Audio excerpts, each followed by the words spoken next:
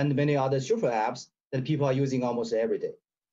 Before joining ByteDance, Wei-Ying was an assistant managing director of Microsoft Research Asia, leading the research on web search and data mining. Wei-Ying and his teams have made significant contributions to the web community. He has published over 300 papers in this field, served as a program co-chair of the web conference in 2008, and he was also a steering committee member of the web conferences from 2010 to 2016. Today, Wei-Ying will talk about the AI-powered content platform in ByteDance and the innovations on top of that in advertising, e-commerce, online education, and productivity. So far, I have known Wei-Ying for almost 20 years. He is both a great leader and a great speaker. So I'm sure you will enjoy his talk. So without further ado, let's welcome Wei-Ying to give the talk. Please. Thank you, Tian. Let me first share my screen.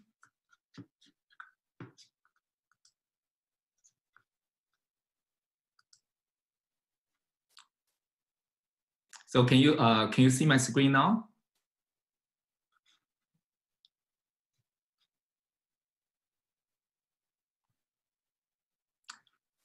Okay. Let me get started. And good morning, everyone. Thank you so much for giving me this opportunity to give a speech at this web conference that I have been participating almost for more than 15 years.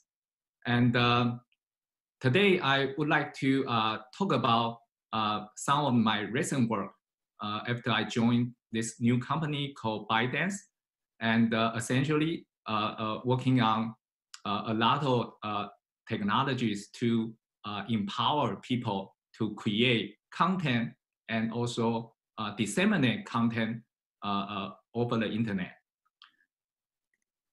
Sorry. This is my talk outline.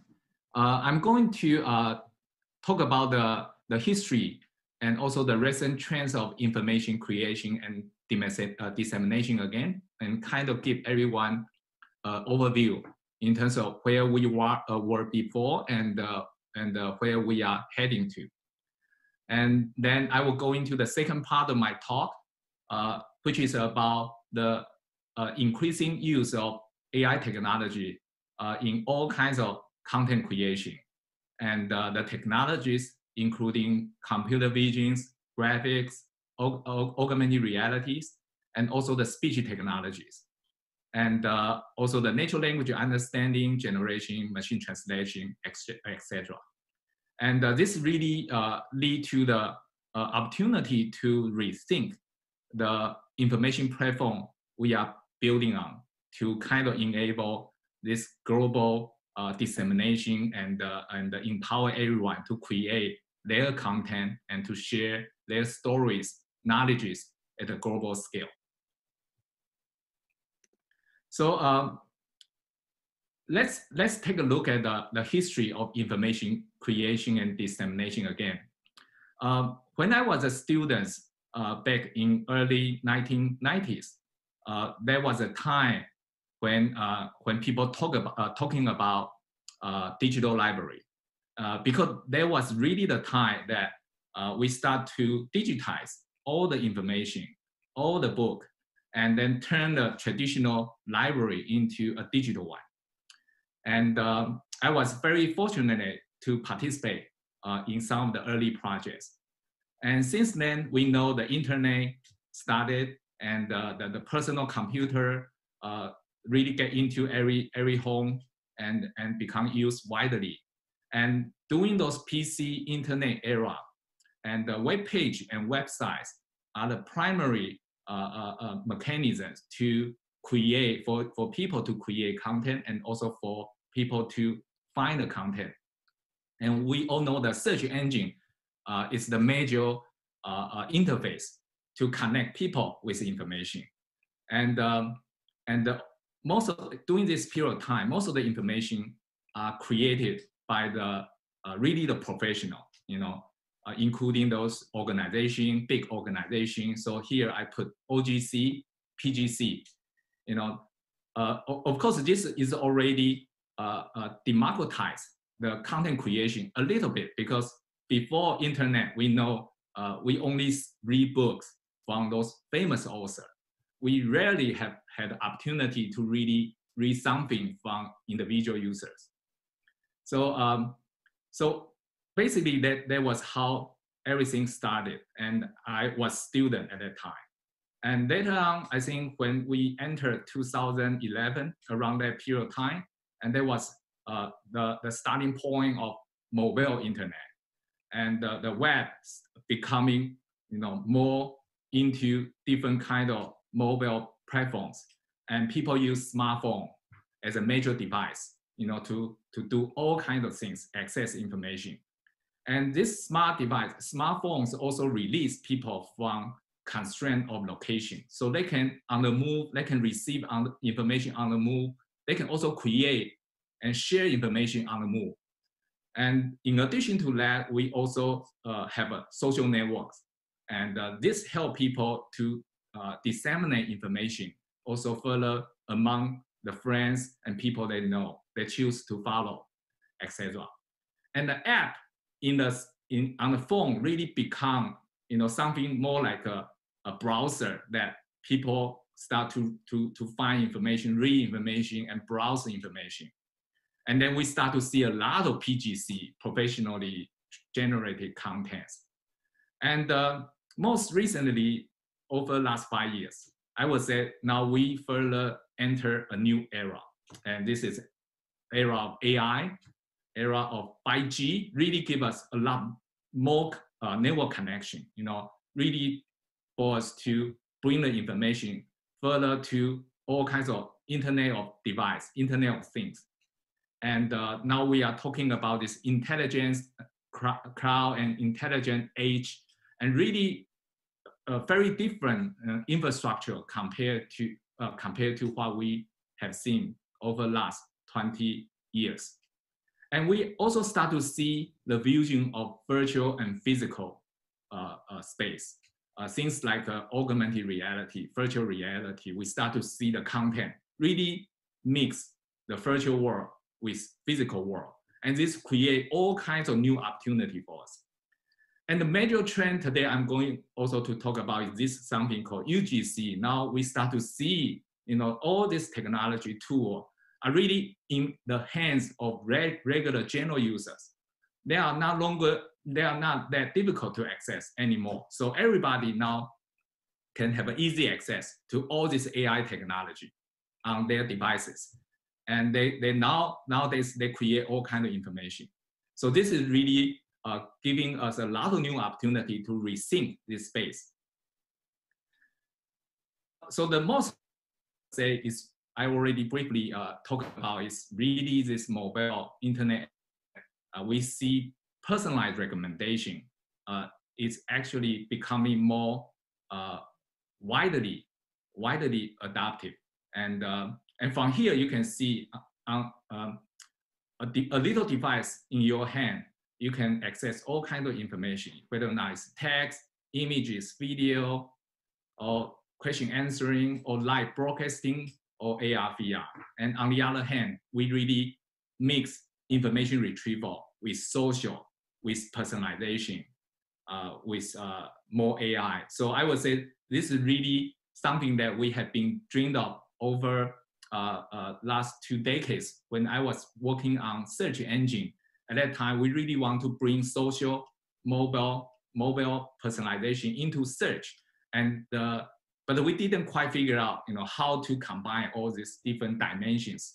And nowadays, I see this is all become very, very apparent to everyone to see how these things now come together. So, so this is a personalized recommendation and search. I think many of you probably already use every day. Then you start to see the app is actually quite intelligent. They can learn from your behaviors. The more you use it, the more intelligence and more personalized the content recommended to you.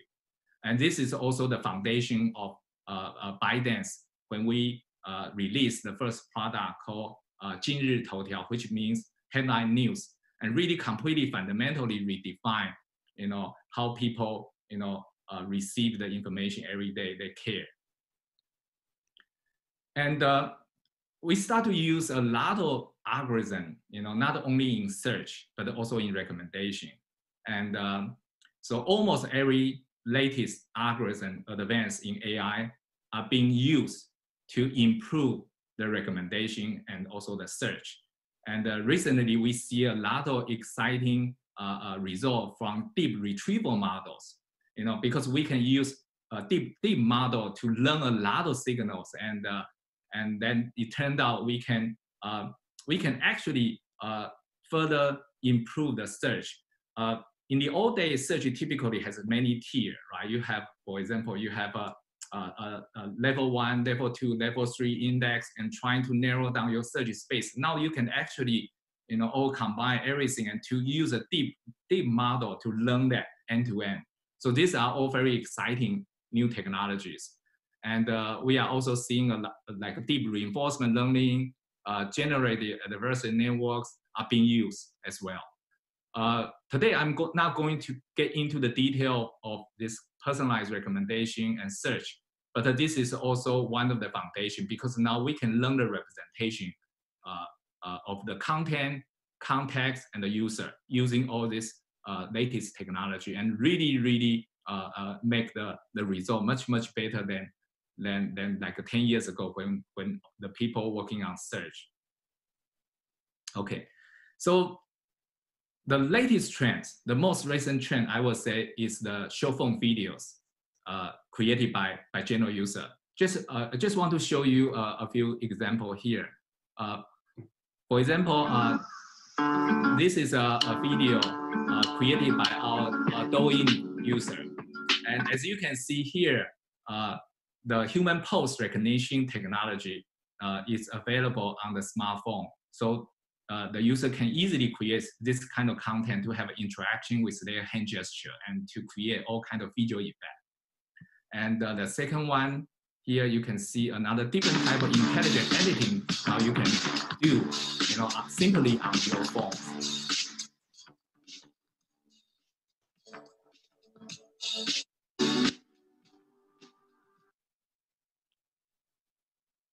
And this is another video that created by some of the famous singers from Taiwan. And as you can see, this is using hand gesture to control the simulation of raining. And this is another example of using, for example, face landmark detection, so that we can enable this kind of special effect.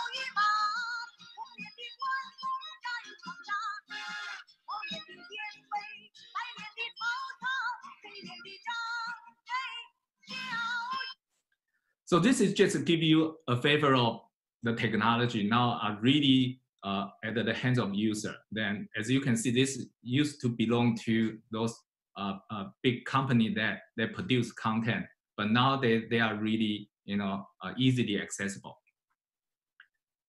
So some of you probably already heard about TikTok, but I still want to use this video to kind of give you a flavor, particularly from the cultural side. How the young generation, a new generation of people that are using this app to create information and share their stories.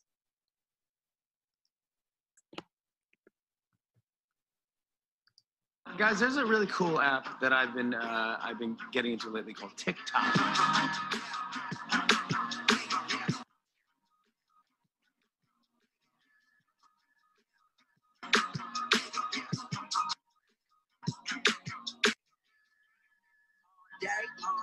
Every day, we was on that block until we made a way, day to day, man, that's the only way, they gon' know my name until it fade away,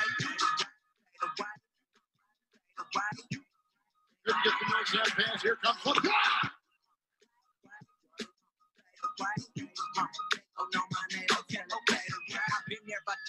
You broke out on that platform and became one of the most followed people. Thank you for having me. Yo, what's up, TikTok, man? It's Young Bud. I'm so happy to be hanging out here at Lollapalooza. All right, I'll stay. Let's see if you could beat me in this rap battle. Ha! There you call that rapping? Don't know how to rap. Offset, I accept your challenge. I'm going to show you how it's done. My head get murdered, your predicate, I'm ahead of it, yeah. Yes, I'm a dad, but I don't know why in that. I'm right in the dead of it, yeah. I know, no, life on earth is so unpredictable. Okay, hold up, let me say, yes, I'll fade away. If you don't have it, download it. It's for your phone.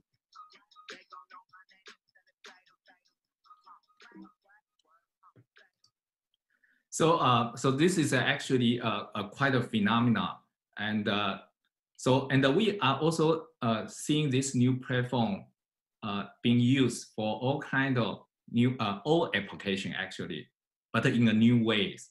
And one particular new application I like a lot. This is for example the second one I just want to show you is actually there are people are quite creative. They are using this platform to teach people English. And let me show you this demo. What would you like to order? I'd like to have a salad and filet steak. Okay. How would you like your steak? 7? I don't know what that means.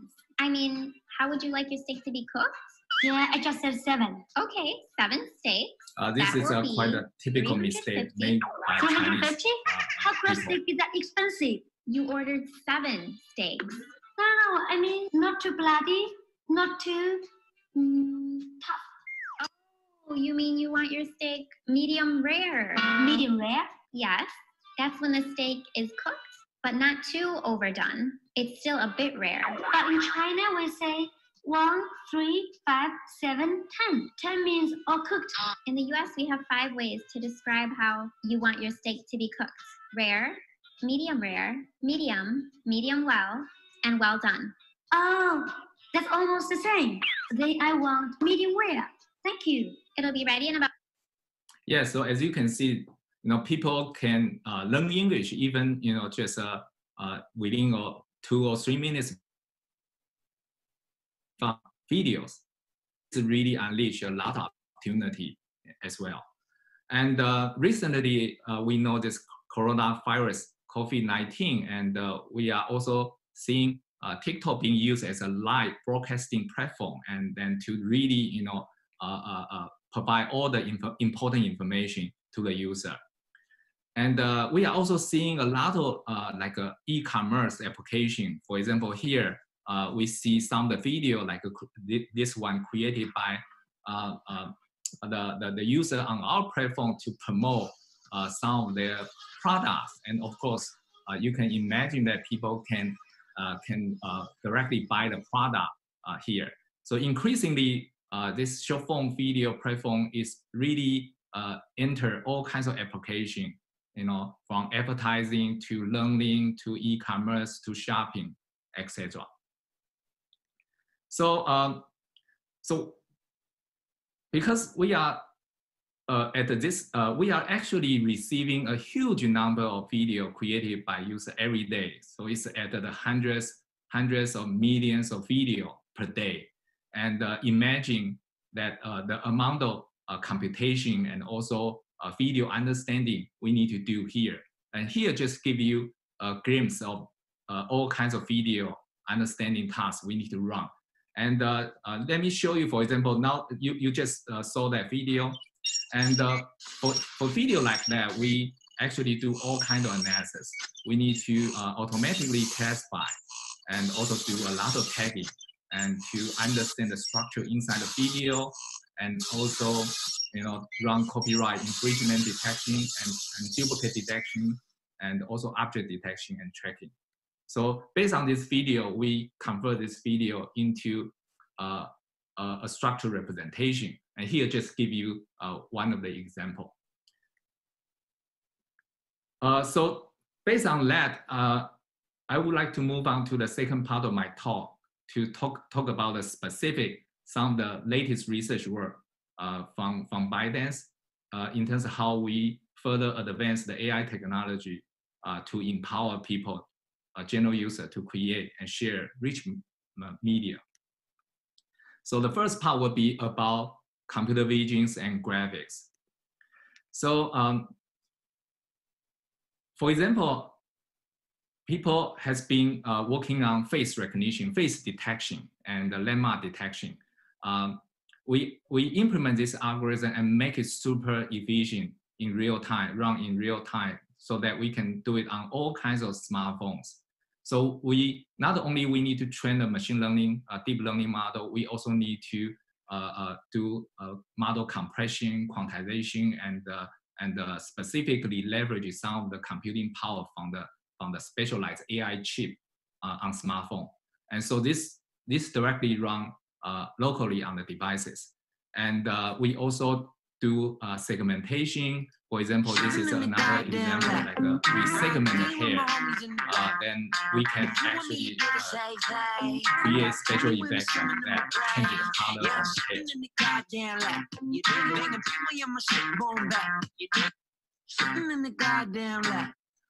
And of course, you know the image segmentation, and we are also seeing this then enabling all kinds of special effects based on segmentation. And the human body detection and tracking.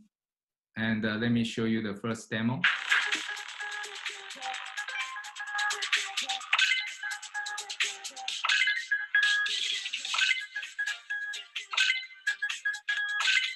So this is essentially being used to generate a dance. You know, we create a sequence of suggestions in terms of how what kind of pose we expect from the user, and they will try to follow our suggestion, and then we will create a dance based on how they actually move their body. And this is one example. So it means we are able to detect human body and human body key points in real time on devices. And the second demo is showing this can also be used to kind of beautify human body. And so this is just this is an example of how a user can use this app to make their leg longer, basically try to reshape the body according to their dream.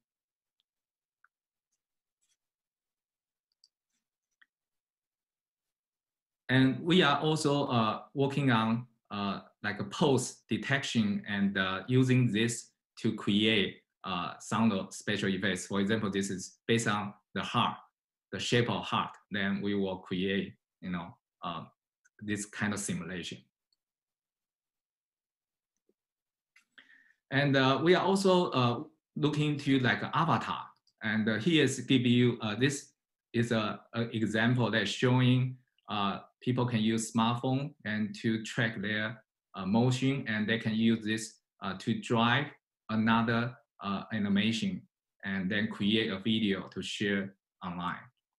And as you can see, this is created recently because you see the people in the video is wearing a mask. Yeah.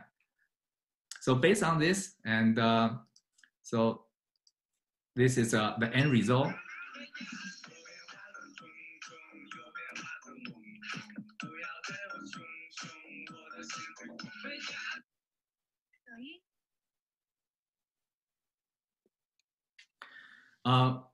Not only detecting the two-dimensional hand pose or foot pose is useful, we are also interested in like a 3D pose estimation.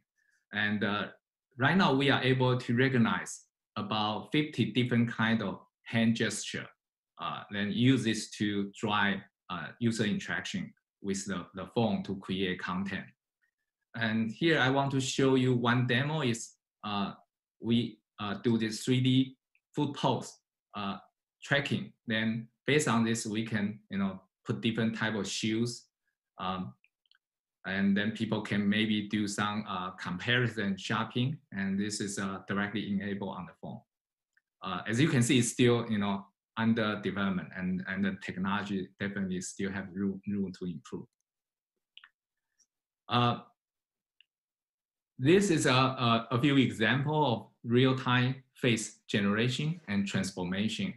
And for example, we can convert a face into a younger one, or change it to, for example, from female to male, male to female, and or turning order. So this is just a few examples. 嘿，宝贝，来咯！月亮不睡，你不睡，你是秃头小宝贝，冬天不端奶茶杯，孤苦一生无人追，了不起了不起。Yeah, and this is a. 嘿，宝贝，来咯！月亮不睡，你不睡，你是秃头小宝贝，冬天不端奶茶杯，孤苦一生无人追，了不起了不起。The woman there. 抖音 And this is another example.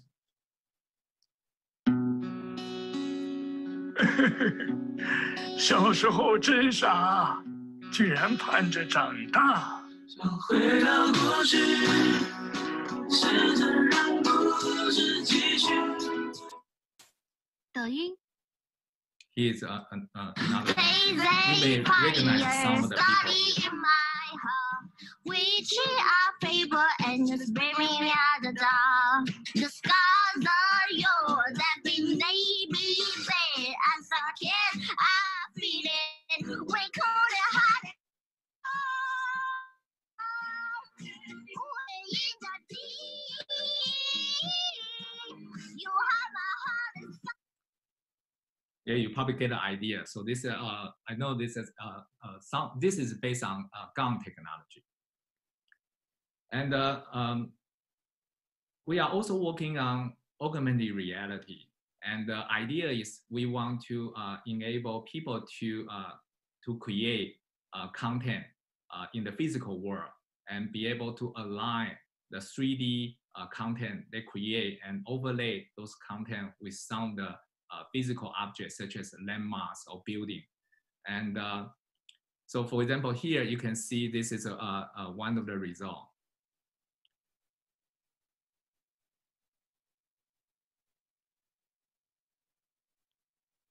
So this is one of the landmarks in Beijing city.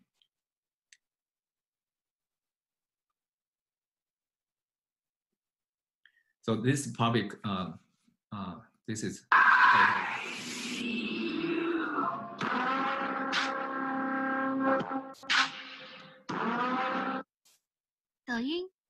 So in order to do that, we have to actually use a lot of picture we collect from a given landmark, for example, and to build these 3D models.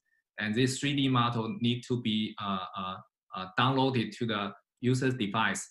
And then once we detect the user is actually at that given location, and then we also track which angle they are and be able to overlay this special effect directly in their phone. And this is another example. This is in Xi'an.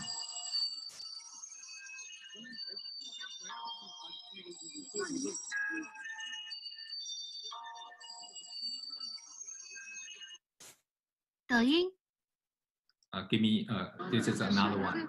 This is in Shanghai. We are adding more new landmarks. Right now, I think it's available around like 10 landmarks in China. And of course, we also want to do this indoor. To do this indoor means we need to be able to build the 3D model of object, and then using some of the slant technology to create this kind of effect. And as you can see, the first demo is we create Earth, and then it's a demo inside a room, but we can actually show how users are using TikTok worldwide.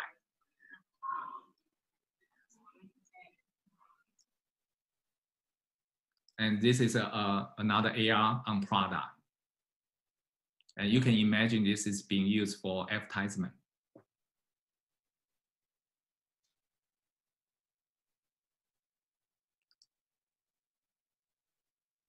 Here is another one.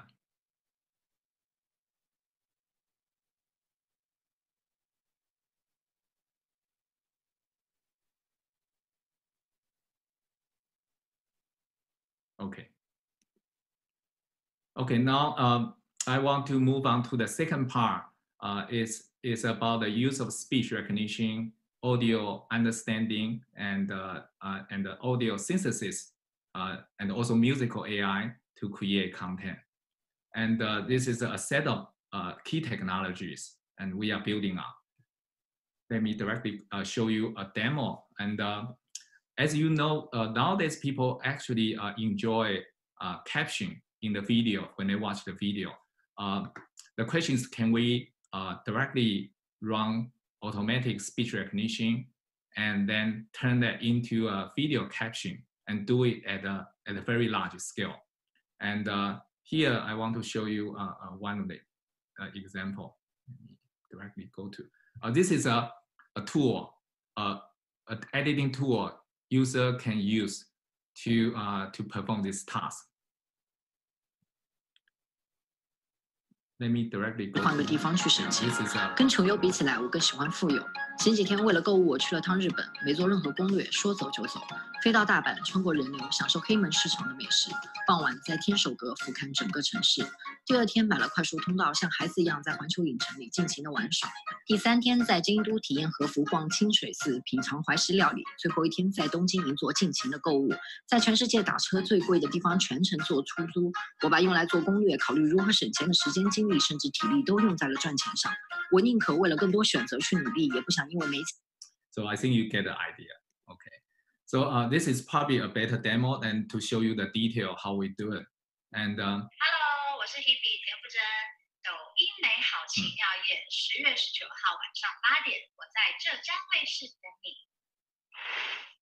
As you can see, we can detect, whether or not it's a speech or silence or music and what kind of event, or audio event it is, and also do this recognition, and then people can further do editing if there's some minor mistake in the recognition. And this tool is being provided to our users and also directly available on the smartphones as well. Here is another one, and of course sometimes it's not speech, it's a song, and what about recognizing the lyrics? And here is also a demo. For example, let me directly show you the result. 我曾将青春翻涌成她，也曾指尖踏出盛夏，心之所动，且就随缘去吧。So the key is really do this automatically, And the audio synthesis is also another technology we use to enable many different type of scenarios. And I would like to show you a few examples. And text-to-speech synthesis is very, very useful in creating a reading book. And here is also one of the demo. Let me show you directly.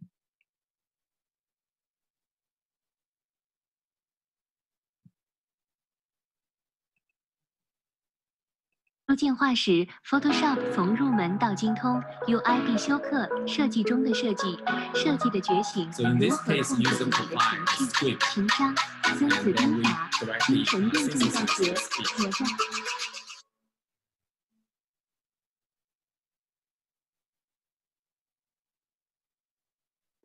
Okay. And Musie Understanding is also being used, to help us to create interesting application. And so here is just a few key areas we are working on. And let me directly show you some of the work. So the music tagging is very important because when we do personalized recommendation and we want to be able to create a very rich tag, and then this will help us to personalize recommendation. And in addition to that, we are also analyze the music. For example, we can automatically track the beat in the music and use that signal to synchronize the visual part. And the first demo, you will see the transition of video will be aligned exactly with the beat track. And this will create a much, much nicer user experience. And this is done automatically.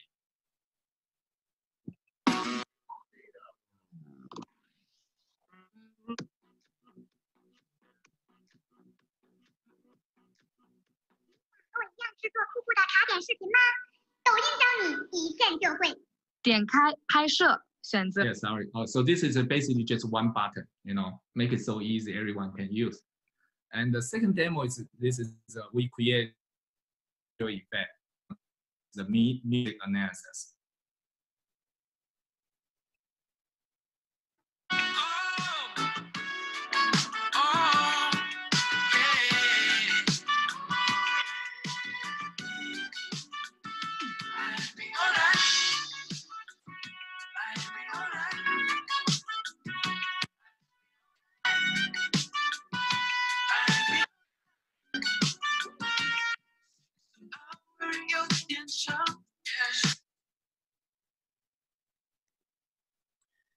And so as a next step, we really want to further move this music generation to the next level.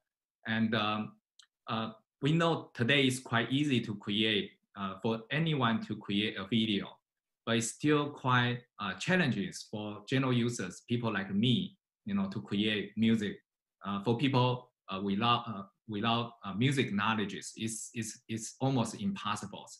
So then we asked this question, can we actually create a simple app that anyone can use to create a personalized song or music, and they can use to combine with their video? For example, this video is first created by a user, and then the music is actually automatically generated to go with the video content. Let me show you.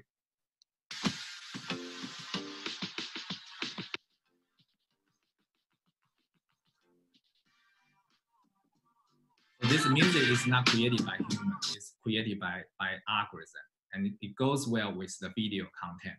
And how do we do it?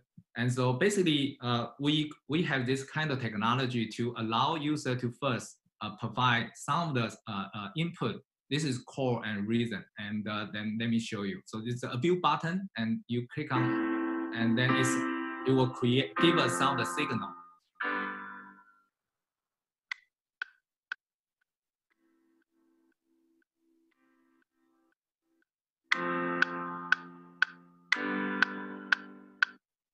And based on that, we will use a recurrent neural network kind of technology to compose music. First, compose the music, and then render the music and into something similar to like a background music.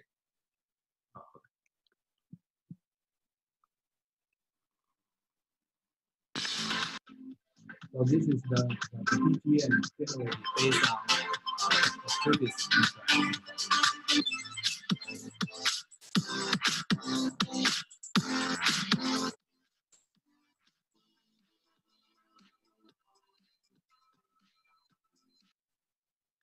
And then you can add your song, you can record your own singing, and then this is the end result after we mix these two together.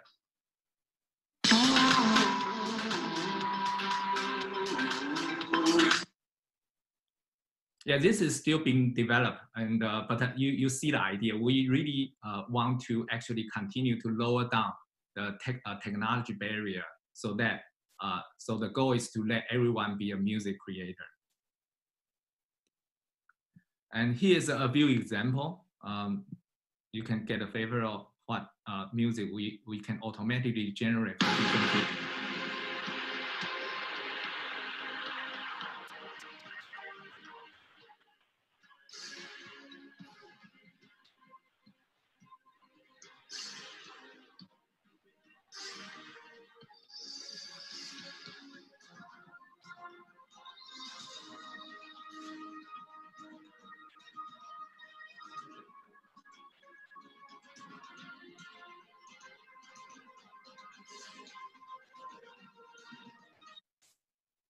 Here is another one.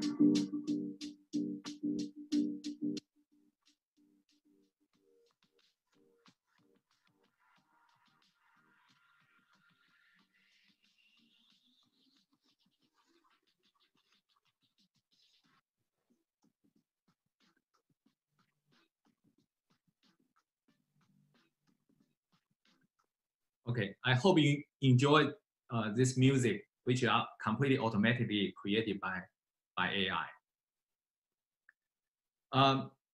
So in addition to single modalities, and we are also looking to how all these different type of technology, AI technology, can be combined and to use. And let me show you a few examples. And the first example is the combination of speech recognition and machine translation plus personalized TTS. Personalized TTS here is based on a small amount of data. For example, we can you can actually give the algorithm about 10 minutes of your voice data, and then we can use that data to create a personalized TTS, and then we can also create a different language. For example, for me, and use my voice from Chinese and to create a TTS for English or for Japanese, and basically this is the demo, which is a speech interview I was given, but you can see we convert this into different languages. 其中呢，我觉得一个非常重要的就是软件产业其实在吃全世界。One of the most important things I think is that the software industry is actually swallowing the world. 非常に重要なのは IT 産業が確実に従来の産業を侵食していることです。So as you can see, this technology can really, further democratize the content, across different countries, language barrier, and definitely I think once this technology easily accessible for everyone, and we are going to see many exciting new applications as well.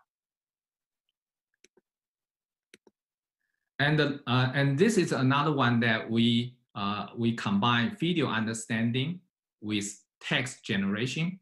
And basically, we analyze the sports video and trying to understand the events and also object inside the video, and later on create news articles. And then we can almost share online in real time. And let me show you the demo.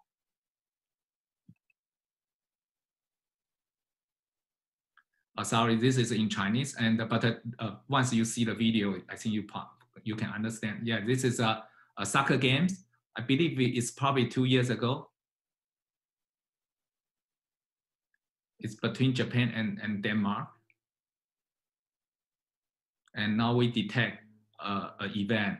And also we can track the player, and also based on their number, we know who they are. So we can get some of the profile about them from the web and use that information to create the content, the text.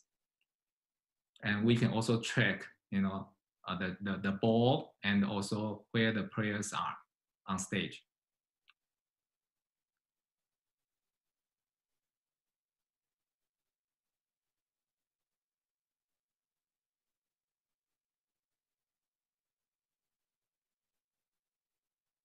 Yeah, then we can select the highlight, from the event, and then put it into the articles automatically.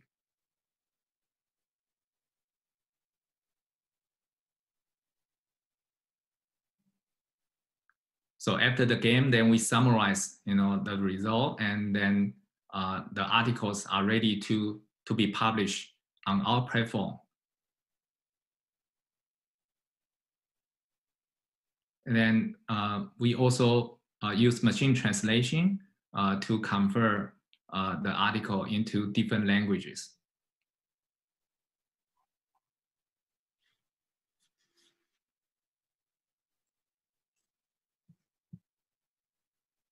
And for example, you can see it's being translated into Japanese and Portuguese.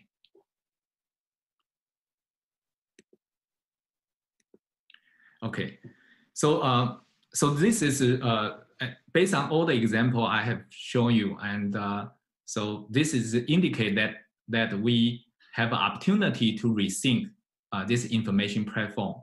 Over last 2 decades, I think people working on search engine as a way to connect people with information, And the goal is to really organize the information.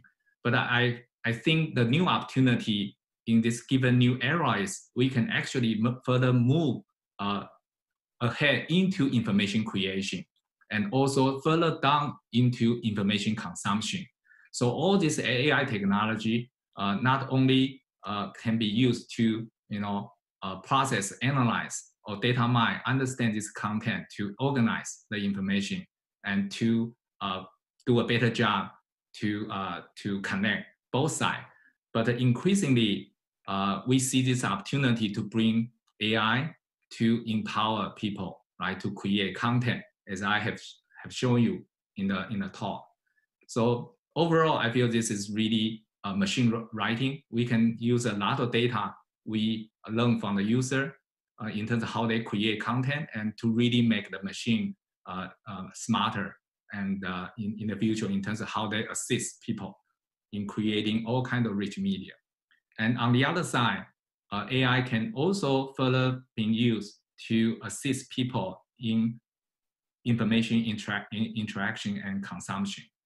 So I think we really have this opportunity to leverage a huge amount of big data, particularly video nowadays, and the individual, also music, all kinds of multimedia content. And so based on the data and also application scenario we have, and then we can really try to close this feedback loop with a very large active user base and to continue advance the AI technology underneath, including infrastructure, platforms, and services.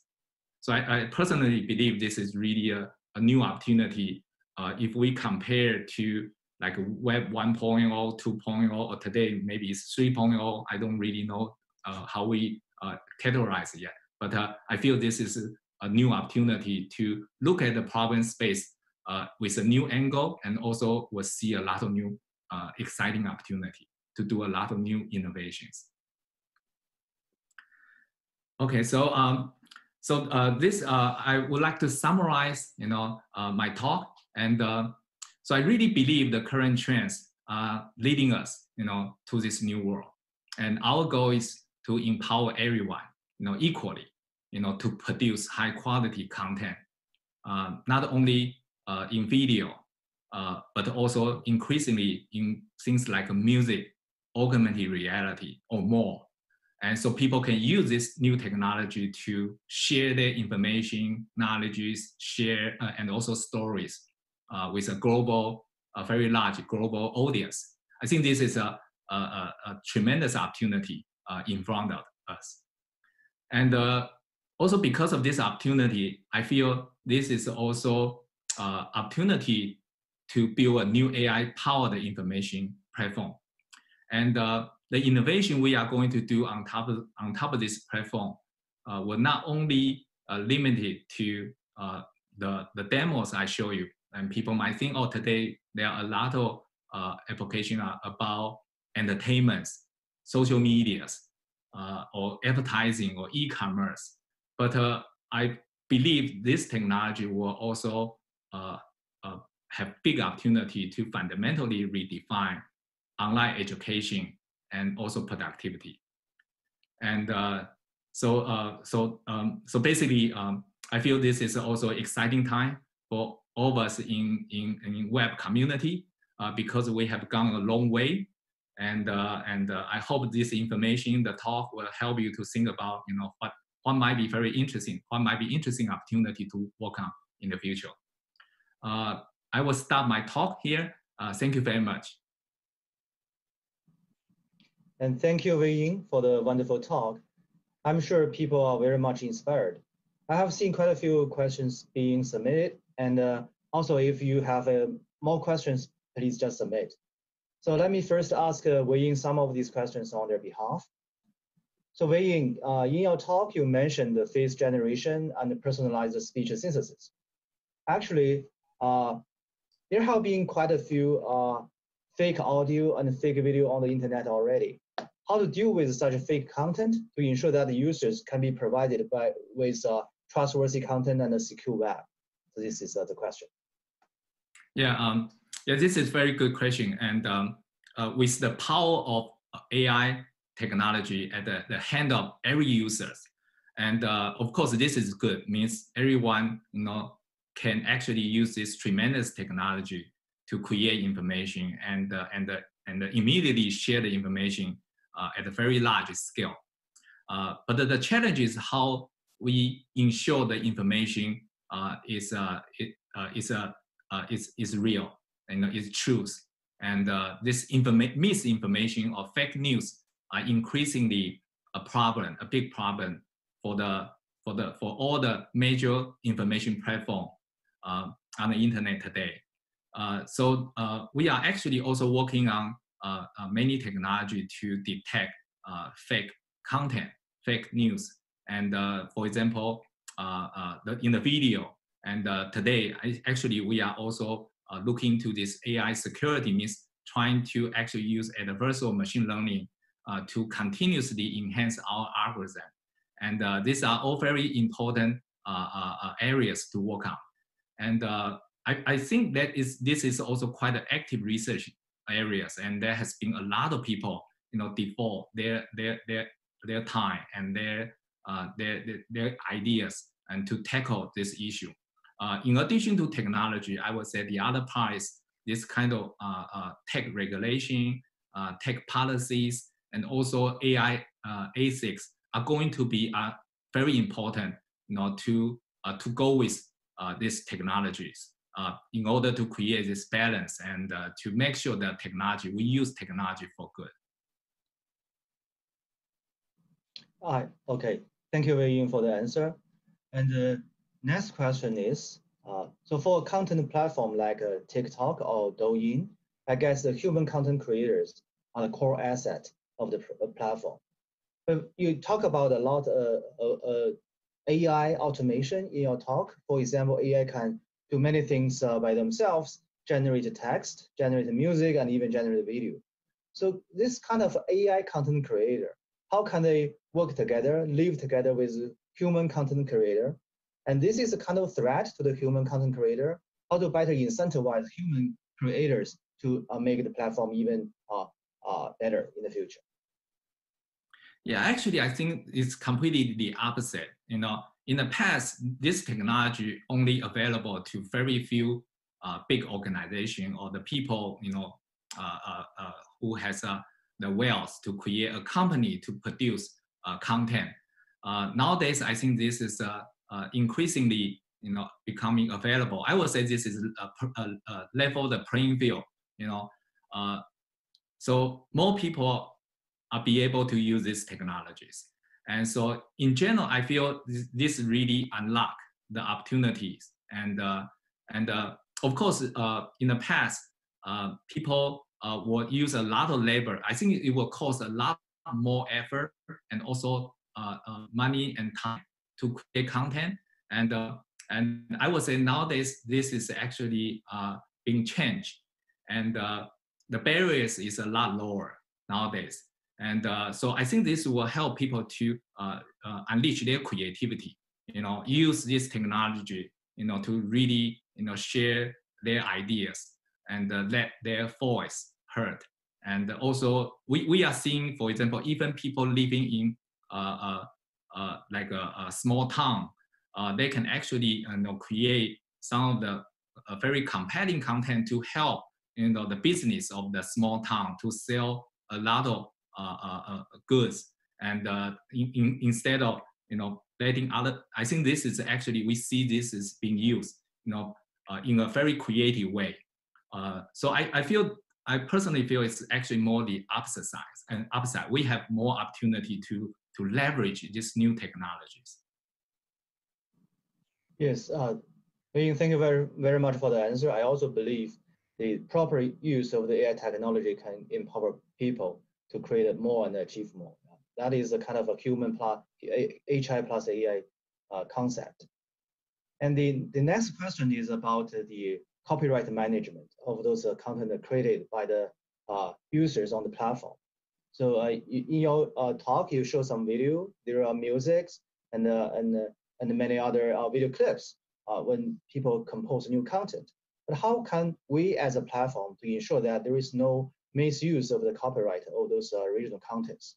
So is there any technology to do that in ByteDance or similar platform?